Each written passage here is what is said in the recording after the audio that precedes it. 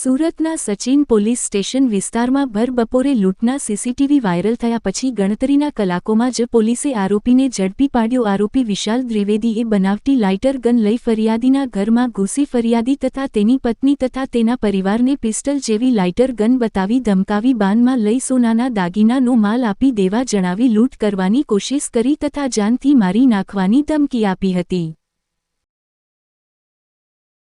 जी आपનું નામ? વરુણસિંહ ઇન્દ્રસિંહ વાસિયા, મારા રહેવાનું સચિન ગામ। અમે સવારના દોઢના ટાઈમે સૂતેલા હતા ત્યારે એક ભાઈ આવીને બહારનું ઠોક્યું એટલે મારી મિસિસ ગઈ છે અને ત્યાર પછી તેને માંગે કુરિયર આવ્યું એમ કહીને બોલાવ્યો અમને। મારી મિસિસ ગઈ ને કુરિયરનો બહાનો કરીને એટલે ઘરમાં ઘૂસી ગયો ને મારી મિસિસ પર થોડો મગજમારી કરી એની હાથે ને મને ઉઠાવ્યો એટલે મને કહે કે તમે બી બોલતા નહીં તો તમારા પર ગોળી ચલાવી દેવા એમ કીધું એને।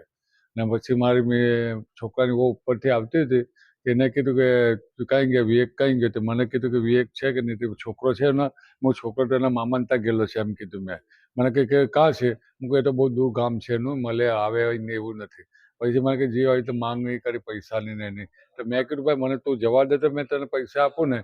એટલે મને એ સોફા પર બેસાડી દીધો ને પછી બાજુમાંથી શૈલેષભાઈને ફોન કરીને બોલાવી લીધો એની મમ્મીએ।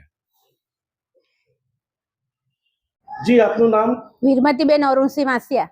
શું ઘટના બની હતી કાલે? કાલે બપોરે અમે સુતેલા હતા, દોડના ગાળાનામાં એક ભાઈ આવ્યો ને એણે બારણું ખખડાવ્યું ને એમ કહે છે કોઈ હે? એટલે મેં અંદર બહાર નીકળીને જોઈને તે એમ કે विवेक है? तो मैंने बोला कि नहीं है।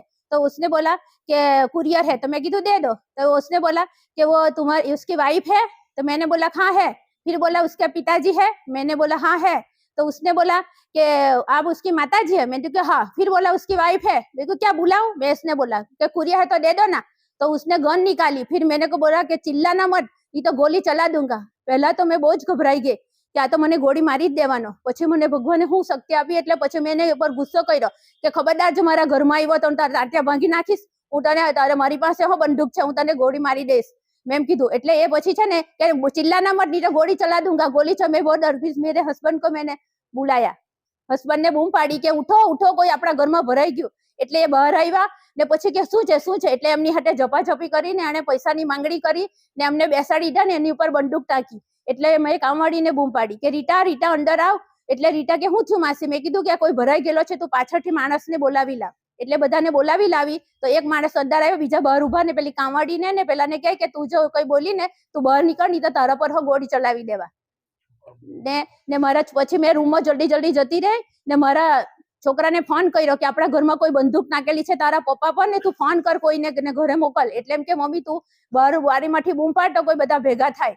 એટલે પછી એને શૈલેષ કરીને છોકરો આવ્યો ને એ જેવો આવ્યો ને તેવો જ આ બહાર નીકળો ચોર। એટલે મેં એને બૂમ પાડી કે શૈલેષ પકડ, આ ચોર છે। એટલે પછી એને પકડી લીધો એને।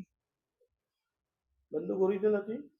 ના પછી ખબર પડી, પહેલા તો નહીં ખબર હતી કે એની ઓરિજિનલ છે કે નકલી છે। તો જયારે પકડાયો ને એના કોથળીમાંથી બંદૂક કાઢીને એને આખું માસ્ક પહેરેલો હતો, એનો ચહેરો દેખાતો જ નહીં હતો, આખું ચશ્મા ને માસ્ક પહેરેલો હતો, ટોપી પહેરેલી।